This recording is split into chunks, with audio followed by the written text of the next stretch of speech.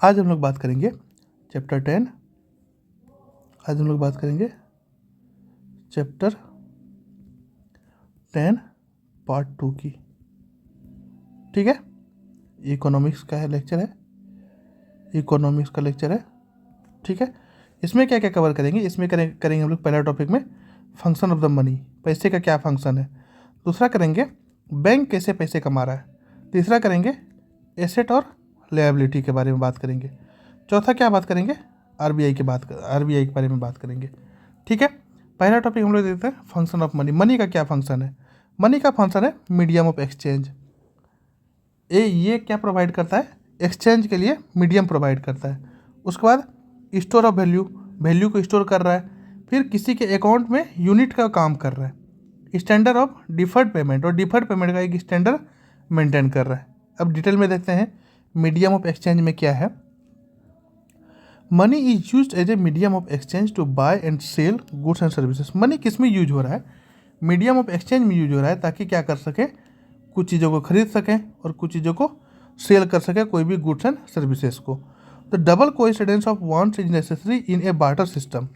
Barter system में हमने पिछले लेक्चर में देख रखा था कि बार्टर सिस्टम में क्या चाहिए था, डबल कोइंसिडेंस ऑफ वांट्स चाहिए था। लेकिन इसमें क्या है, where goods are directly exchange, जहाँ पर गुड्स डायरेक्टली एक्सचेंज होता था without the use of money. Barter system में क्या सिस्टम था? बार्टर सिस्टम में था कि गुड्स डायरेक्टली यूज होता था, मीन्स सामान डायरेक्टली एक सामान के बदले दूसरे सामान लेते थे। वहाँ पर पैसे का कोई डिमांड या फिर कोई यूज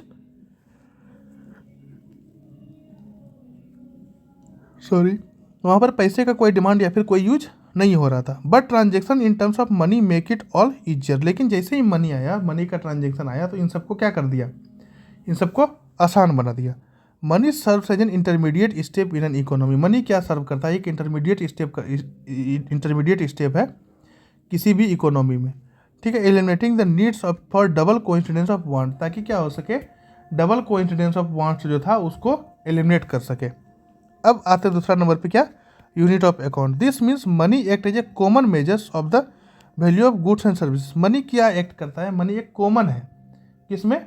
गुड्स में भी और सर्विसेज में भी। In a barter system, barter system में क्या था, there was confusion regarding the value of different items. Barter system में क्या था, किसी का भी वैल्यू का अलग अलग चीज़ें था, बहुत कन्फ्यूजन था। मान लिया जाए कोई आदमी क्या कर रहा है, कोई आदमी एक किलो सेब ले रहा है और उसको क्या कर रहा है, 10 कॉफ़ी बीन दे रहा है। ठीक है, या फिर क्या कर रहा है, 1 किलो सेब ले रहा है और उसको ½ kg वेजिटेबल्स दे रहा है। इसमें क्या है, इसमें वैल्यू अलग आइटम का अलग अलग था, इसमें कन्फ्यूजन था कि क्या वैल्यू है। लेकिन for buying 1 kg of fruits, 1 kg fruits अगर खरीदना है, one individual was ready to give 1 dozen eggs. एक इंडिविजुअल क्या था, वो 1 दर्जन एग देने को तैयार था। And another individual was ready to give 1 kg of wheat. और दूसरा इंडिविजुअल क्या देने को तैयार है, 1 kg गेहूँ देने को तैयार है। अब वैल्यू क्या होगा दोनों का अलग अलग। ऑब्वियस सी बात है, अगर किसी को 1 kg फ्रूट खरीदना है, उसके पास तो बहुत सारे ऑप्शन है। वो या तो एग ले ले, या तो वो गेहूँ ले ले, या तो वो चावल ले ले, या तो वो और भी चीज़ों को डिमांड करे। तो सबका वैल्यू या सबका वैल्यू जो था वो क्या था, डिफरेंट था, और उसमें बहुत सारा कन्फ्यूजन था। This created confusion among people about what is the real worth of 1 kg of fruit. इसके कारण क्या हुआ, लोगों में कन्फ्यूजन होना शुरू हुआ कि 1 kg फ्रूट्स के लिए क्या ज़्यादा इम्पोर्टेंट, या फिर क्या 1 kg फ्रूट्स के बराबर और क्या आएगा, या तो एक आएगा 1 दर्जन, या फिर क्या आएगा 1 kg व्हीट आएगा। तो ये क्या हो गया, ये धीरे धीरे क्या हो गया, कन्फ्यूजन क्रिएट होना शुरू हुआ। ठीक है, but with the evolution of paper money, जैसे ही पेपर मनी का एवोल्यूशन हुआ, दिस कन्फ्यूजन वॉज डन अबे with the everything could not be valued in terms of money. जैसे ही पेपर मनी का एवोल्यूशन हुआ, इसकी एक कन्फ्यूजन जो हो रहा था लोगों में कि क्या किसका कितना वैल्यू है, तो वो क्या हो गया, वो ख़त्म हो गया। और अब सबके टर्म में क्या होने लगा, अब सबके टर्म में मनी का वैल्यू होने लगा कि चलो 1 kg फ्रूट्स लेने हैं, तो हमें क्या करना पड़ेगा, हमें उतना 1 kg फ्रूट्स 60 रुपये देना पड़ेगा उनको। एक दर्जन एग लेने हैं, तो हमें क्या करना है, हमें लगभग कहने का मतलब है कि हमें लगभग 70 रुपीज़ या 80 रुपीज़ पैसे देने हैं, मीन्स मनी देना है। तो इसमें क्या हो गया, इसमें कन्फ्यूजन खत्म हो गया लोगों का। ठीक है, एग्जाम्पल में for every 1 kg of fruits will be worth of 100 रुपी। अगर प्रत्येक के लिए 1 kg फ्रूट्स 100 रुपये का है, तो सबके लिए वो एक kg फ्रूट 100 रुपये का है। ऐसा नहीं सिर्फ मेरे लिए ही वो 100 रुपये का फ्रूट्स है, दूसरे के लिए वो 110 का हो जाएगा या फिर 120 का हो जाएगा। वो अगर एक रुपये 100 रुपये kg हमारे लिए है, तो वो सबके लिए भी 100 रुपये kg ही होगा। कहने का मतलब है कि उसका वैल्यू सेम ही रहेगा, उसका वैल्यू चेंज नहीं होगा। ठीक है। But with the evolution of paper money this confusion, ये सारा कन्फ्यूजन क्या हो गया, खत्म हो गया। उसके बाद क्या हुआ, तीसरा पॉइंट क्या है कि जो भी वैल्यू स्टोर कर रहा था वो सेम कर रहा था। This means money can be stored और preserve for a longer period as a saving of wealth. इसका मतलब क्या है, मनी को क्या कर सकते हैं, स्टोर कर सकते हैं और प्रिजर्व कर सकते हैं लंबे टाइम के लिए। ठीक है, पैसे तुरंत खराब नहीं होते, इसलिए मनी को क्या कर सकते हैं, प्रिजर्व कर सकते हैं और स्टोर कर सकते हैं। क्या करने के लिए, बहुत लंबे टाइम के लिए क्या कर सकते हैं, उसको स्टोर कर सकते हैं। In the barter system, barter system में क्या था, दिस वाज नॉट पॉसिबल, ये पॉसिबल नहीं हो रहा था। क्यों नहीं हो रहा था, क्योंकि वहाँ पर पेरिसेबल आइटम्स था, could not be store for a longer period. Perishable items क्या हो सकता है, ज़्यादा टाइम के लिए स्टोर नहीं कर सकते हैं। स्टैंडर्ड ऑफ डिफर्ड पेमेंट, अब डिफर्ड पेमेंट का क्या मतलब है, deferred payment means making payment of डेब्ट, उधारी देना। मीन्स डेबिट मीन्स क्या कर रहे हैं, हम उसको लोन पे दे रहे हैं चीज़ें। यूजुअली इन्वॉल्विंग रीपेमेंट इन इंस्टॉलमेंट, इसमें क्या होता है, यूजुअली क्या इन्वॉल्व होता है, इंस्टॉलमेंट में रीपेमेंट का इन्वॉल्वमेंट होता है। इंस्टॉलमेंट में रीपेमेंट का क्या होता है, इन्वॉल्वमेंट। ठीक है, क्या है स्टैंडर्ड ऑफ डिफर्ड पेमेंट में, क्या है कि हमें क्या करना है, मेकिंग पेमेंट ऑफ डेब्ट के थ्रू क्या करना है, पेमेंट करना है। यूजुअली इन्वॉल्विंग रीपेमेंट इन इंस्टॉलमेंट, यूजुअली इसमें क्या इन्वॉल्व होता है, इंस्टॉलमेंट में रीपेमेंट होता है। At a later date after buying the goods and services on loan at present पे क्या करते हैं हम लोग, उसको लोन पे ले लेते हैं और बाद में उसको पे करते हैं। यही क्या है, डिफर्ड रिपेमेंट है। Example, suppose you buy mobile phone worth 18,000 on loan पे 18,000 का फ़ोन ले लिए और हमने क्या डिसाइड करा कि 3,000 पर मंथ करके इंस्टॉलमेंट 6 महीने तक भर देंगे। अब क्या है, अब आते हैं हम लोग किस टॉपिक पे, अर्निंग ऑफ बैंक कैसे पैसा कमाता है। अब क्या है, individuals deposit their surplus income as saving in bank. Individual कोई भी आदमी क्या करता है, अपना कुछ इनकम को क्या करता है, जो भी एक्स्ट्रा इनकम बच गया उसको क्या करता है, बैंक में जमा कर देता है, बैंक में डिपॉजिट कर देता है। सपोज अब उसके ऊपर क्या है, बैंक में क्या हुआ, डिपॉजिट किया कुछ अमाउंट। ठीक है, अब बैंक क्या करेगा, इसके ऊपर क्या करेगा, इंटरेस्ट देगा। अब अगर बैंक इसके ऊपर इंटरेस्ट दे रहा है तो कहीं कभी कभी ये सोचने को लगता है ना कि हाँ भाई ये तो बैंक तो लॉस में चला जाएगा, बैंक तो क्या होगा, लॉस में चला जाएगा। क्यों लॉस में चला जाएगा बैंक, क्योंकि एक तो पैसा मेरा है, डिपॉजिट हमने कराया, बैंक को क्या ज़रूरत है इंटरेस्ट देने का। ठीक है, तो क्या होगा, अब बैंक क्या करेगा, बैंक अपने घर से तो पैसे देगा नहीं, बैंक जब घर से पैसे नहीं देगा तो बैंक क्या करेगा, लोन देगा। किसको, इंडिविजुअल्स को या फिर फर्म्स को क्या करेगा, लोन देगा। अब लोन में क्या है, मान लिया जाए बैंक ने क्या करा, इस डिपॉजिट पे क्या करा, 4% का इंटरेस्ट दिया। हमें अगर 4% का इंटरेस्ट दिया तो बैंक ने जो दूसरे जगह पे लोन दिया है वहाँ पर उसने क्या करा, 12% का इंटरेस्ट लिया। मान लिया जाए हमने डिपॉजिट करा बैंक में पैसे, उस पर हमें कितना इंटरेस्ट मिला, उस पर हमें इंटरेस्ट मिला हमें 4%।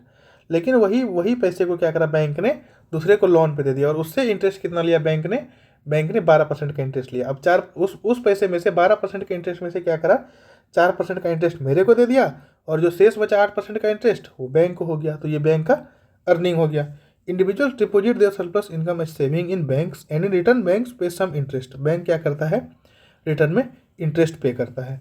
किसको, डिपॉजिट्स ऑफ इंडिविजुअल्स के जो भी डिपॉजिट्स हैं उसके ऊपर क्या करता है, इंटरेस्ट देता है। This interest will be considered a loss for banks. अगर ये इंटरेस्ट, ये क्या हो सकता है, ये बैंक का लॉस हो सकता है क्योंकि वो इंटरेस्ट दे रहा है उसके ऊपर। As they have to pay interest to individuals from their profit.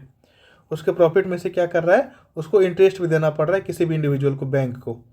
ठीक है, बैंक ने क्या करा, इंटरेस्ट देना शुरू किया। इसके कारण क्या हो सकता है कि बैंक घाटे में भी जा सकता है। लेकिन क्या है this interest, but in reality में क्या है, this is not the case, ये केस नहीं है। Bank also gives loans to individuals. Bank क्या करता है, इंडिविजुअल्स को लोन देता है और क्या करता है, उसके ऊपर इंटरेस्ट लेता है। सपोज 12% इंटरेस्ट लिया उस 4% के इंटरेस्ट पे। मान लीजिए हमने क्या करा, बैंक में पैसे जमा करा और उसने बैंक ने क्या करा, 4% का इंटरेस्ट दिया मेरे को। लेकिन बैंक ने उसी पैसे को क्या किया, किसको दे दिया, उसी पैसे को लोन पे दे दिया और लोन वाले से कितने का इंटरेस्ट लिया, 12% का इंटरेस्ट लिया।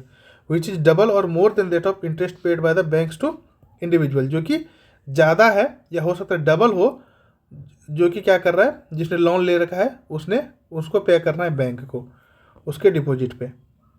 ठीक है, thus the gap between the interest charge by the bank, और जो गैप बच गया, जो इंटरेस्ट किसने चार्ज किया, बैंक ने चार्ज किया लोन के ऊपर, और जो इंटरेस्ट बैंक को पे करना है डिपॉजिट के ऊपर, वही क्या हो गया, इनकम ऑफ द बैंक। वही क्या आता है, बैंक का इनकम। इसी तरीके से बैंक क्या करता है, इनकम अपना जनरेट करता है। ठीक है, बैंक ने क्या किया, बैंक ने इंटरेस्ट लगाया किसके ऊपर, जिसको लोन दिया, लेकिन डिपॉजिटर्स को भी तो इंटरेस्ट देना है, जिसने पैसे जमा करा उसको भी तो इंटरेस्ट देना है।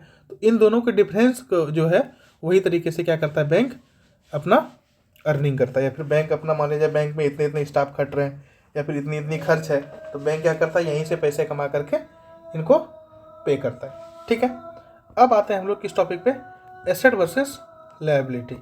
एसेट का क्या मतलब, एसेट का मतलब है items of value are called asset.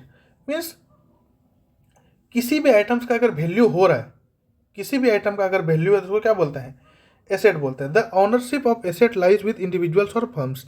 Asset का क्या मतलब है, एसेट का मतलब है कि वो ओनरशिप मेरे पास है। जैसे कि क्या हो गया, जैसे हो गया आपका हाउस, हमारा घर, हमारा मोबाइल फ़ोन, हमारा शेयर स्टॉक मार्केट में, ये हमारा क्या है, ये एसेट है। मीन्स अपना दावा है, मीन्स ये हमारा अपना है। हमारा घर मेरा अपना, अपने से खरीदा हुआ है, हमारा फ़ोन मेरा अपना है। ठीक है, ये क्या है, ये एसेट है। ये किसी भी इंडिविजुअल्स या किसी भी फर्म्स का क्या होता है, ये ऑनरशिप होता है, ये ऑन करता है, ये इसका मालिक है। मेरे घर का मालिक हम है, हमारे फ़ोन का मालिक हम है, हमारे कार का मालिक हम है। दे जनरेट रेवेन्यू और इनकम फॉर द इंडिविजुअल्स और फर्म्स। ये क्या करता है, रेवेन्यू और इनकम जनरेट करता है, किसके लिए, इंडिविजुअल्स के लिए या फिर किसी कंपनी के लिए। मान लीजिए हमारा कार है, वो भी तो रेवेन्यू जनरेट करके दे रहा है। मान लीजिए हमारा फ़ोन है, फ़ोन से अगर हम कुछ कर रहे हैं या फिर वीडियो बना रहे हैं या फिर और भी कुछ कर रहे हैं या पढ़ रहे हैं या पढ़ा रहे हैं, तो ये भी तो हमारा क्या है, ये भी हमारा इनकम जनरेट कर रहा है। ठीक है, तो ये क्या है, ये हमारे लिए एसेट है। एग्जाम्पल में क्या देख लिया, हमारा घर, कार, मोबाइल फ़ोन, कोई शेयर में, कोई शेयर है स्टॉक मार्केट में, ये सब क्या है, ये एसेट है। अब लायबिलिटी क्या है, लायबिलिटी रेफर्स टू द डेब्ट इंडिविजुअल्स और फर्म्स ऑस।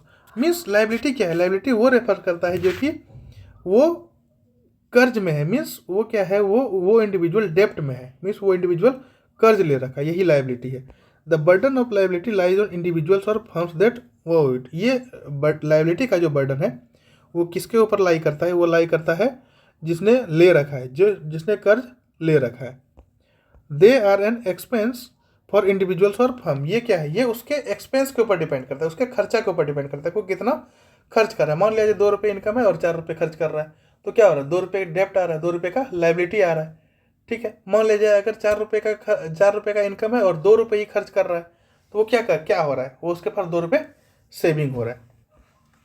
एग्जाम्पल में क्या देख लिए लायबिलिटी में, योर हाउस लोन के बारे में देख लिए, कार लोन के बारे में देख लिए, क्रेडिट कार्ड पेमेंट के बारे में देख लिए, इंस्टॉलमेंट और ईएमआई ऑफ लोन। ठीक है, ये सब क्या है, लायबिलिटीज़ है। अब क्या है, एसेट और लायबिलिटी बैंक के आधार पे या फिर बैंक के अगर पर्सपेक्टिव में देखें तो बैंक क्या है, क्या एसेट है और क्या लायबिलिटी है। The loan given by bank are the asset. ये बैंक रहा, बैंक क्या कर रहा है, अगर लोन किसी को दे रहा है वो क्या है, वो बैंक के लिए एसेट है, बैंक का वो अपना है। बैंक अपना पैसा को क्या कर रहा है, लोन के रूप में दे रहा है, किसको, bankers. Bank as the bank owns that money. क्यों, क्योंकि बैंक का वो अपना पैसा है, given in the form of loan, loan के फॉर्म में दे रहा है। And it is also earning revenue और इनकम, और इसके थ्रू क्या कर रहा है, वो रेवेन्यू और इनकम भी जनरेट कर रहा है। अगर कोई बैंक क्या कर रहा है, लोन दे रहा है किसी को, तो वो क्या है, वो उसके लिए एसेट है। बैंक के लिए वो लोन क्या है, एसेट है, और वहाँ से क्या कर रहा है, वो रेवेन्यू और इनकम भी जनरेट कर रहा है इन the form of interest charge on that money. किसके ऊपर से कैसे रेवेन्यू जनरेट कर रहा है, क्या कर रहा है, वो इंटरेस्ट लगा रहा है उस लोन के ऊपर। The deposits done by individuals, जो इंडिविजुअल्स ने डिपॉजिट करा और किसी कंपनी ने डिपॉजिट करा बैंक में, वो क्या है, वो है liabilities of the bank. Bank के ऊपर क्या है, बैंक के ऊपर तो वो कर्जा चढ़ गया ना। मान लिया जाए डिपॉजिटर्स ने क्या करा, बैंक में डिपॉजिट करा, तो ये क्या हो गया, ये हो गया आपका लायबिलिटीज। क्यों लायबिलिटीज हो गया, क्योंकि बाद में क्या करना है, बाद में बैंक को पैसे रिटर्न करके देना है।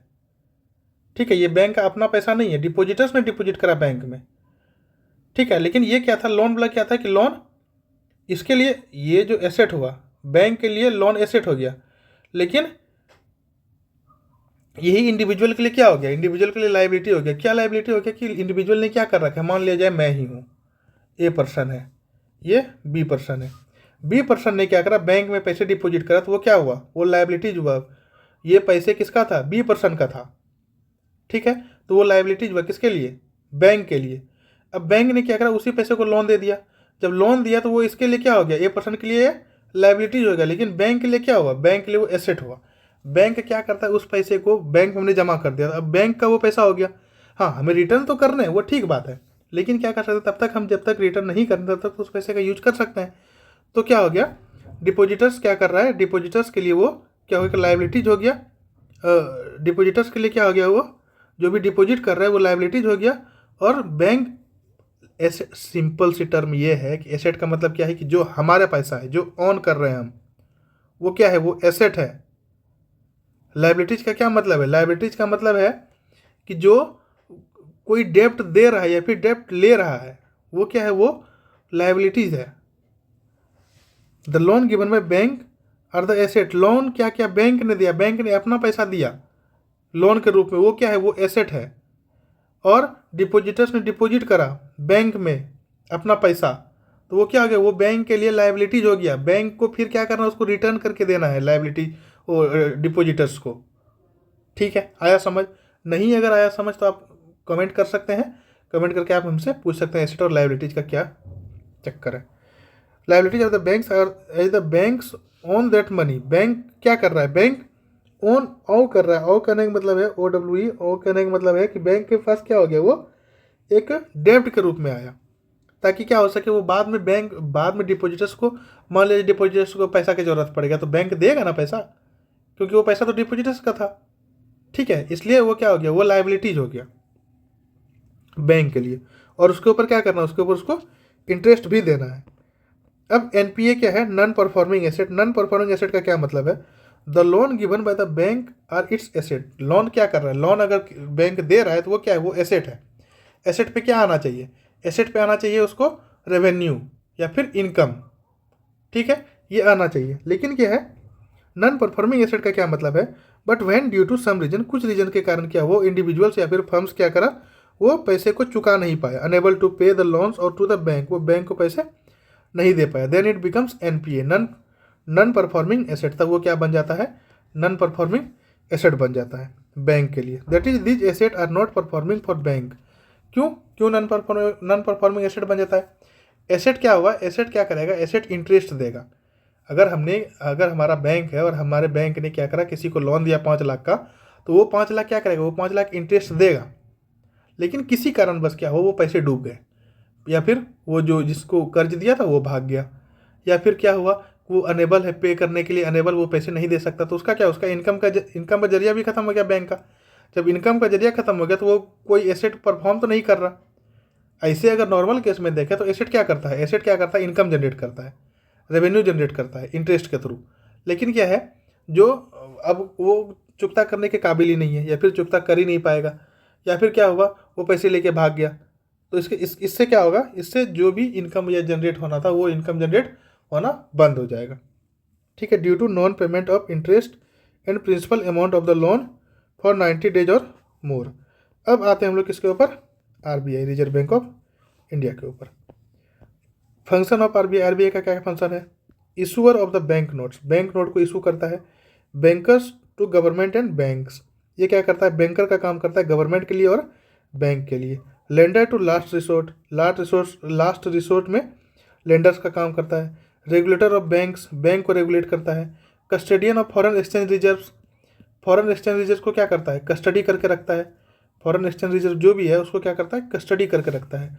Represents India at international financial forum, India को कहाँ रिप्रेजेंट करता है, इंटरनेशनल फाइनेंशियल फोरम में।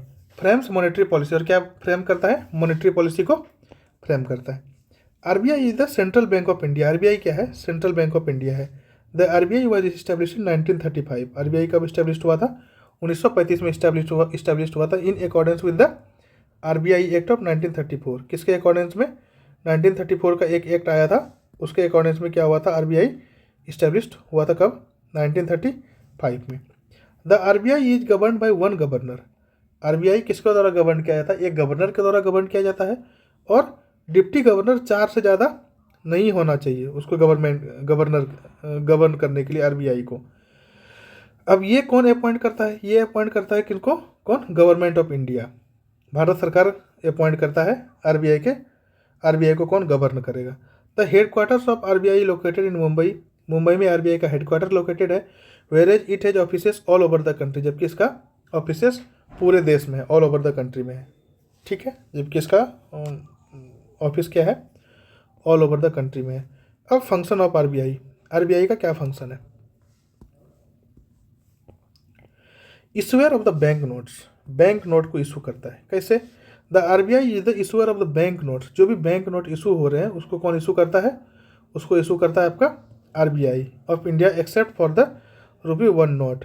1 रुपये का जो नोट है उसको आरबीआई इशू नहीं करता, उसको कौन इशू करता है? फाइनेंस मिनिस्ट्री इशू करता है of the government of India. Bharat सरकार के में जो फाइनेंस मिनिस्ट्री है वो इशू करता है किसको? 1 रुपये के नोट को। और उसके अलावा जो भी है उसके अलावा कौन इशू करता है? उसके अलावा रिजर्व बैंक ऑफ इंडिया उसको इशू करता है। The coins and the ₹1 notes are issued by the government of India. Coins, जो भी कॉइन्स है, और 1 रुपये का नोट जो है उसको कौन इशू करेगा? उसको इशू करेगा गवर्नमेंट ऑफ इंडिया। अब क्या है? अब ये क्या करता है आरबीआई? क्या करता है उसके बाद? क्या करता है RBI? Frames the monetary policy. Monetary policy को भी क्या करता है? फ्रेम करता है। The RBI frames the monetary policy in India. RBI क्या करता है? मॉनेटरी पॉलिसी को फ्रेम करता है भारत में। Bankers to government and bank.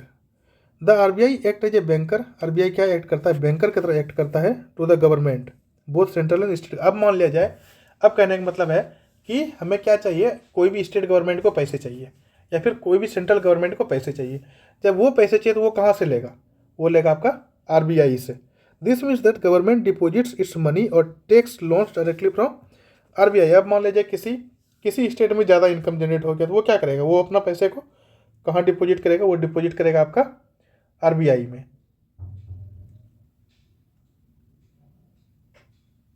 या नहीं तो आरबीआई में नहीं करा तो कहने का मतलब वो कहाँ डिपॉजिट करेगा? मान लीजिए किसी स्टेट को लोन चाहिए, कोई बहुत पुअर स्टेट है, तो वो कहाँ से लेगा? वो आरबीआई से लेगा, रिजर्व बैंक ऑफ इंडिया से क्या करेगा? लोन लेगा।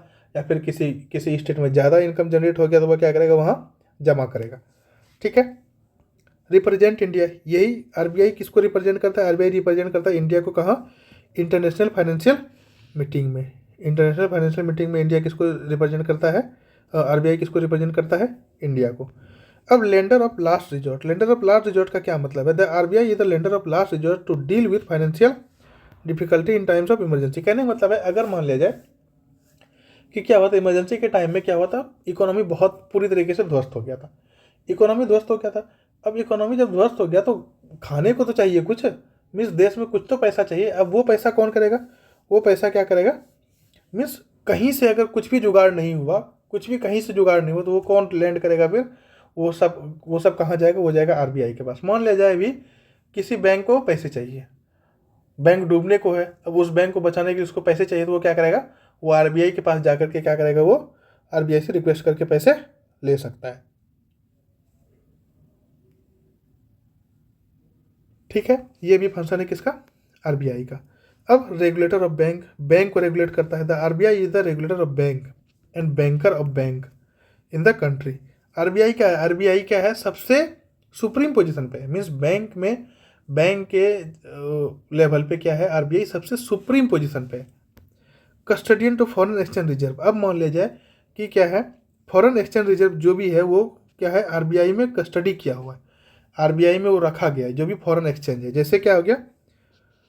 यूएस डॉलर है, गोल्ड है, ये सब कहाँ रखा गया? ये सब रखा गया आपका आरबीआई में, आरबीआई के कस्टडी में रखा गया। Foreign exchange reserves are the reserves foreign exchange reserves are the reserves of the government of India are held by the RBI.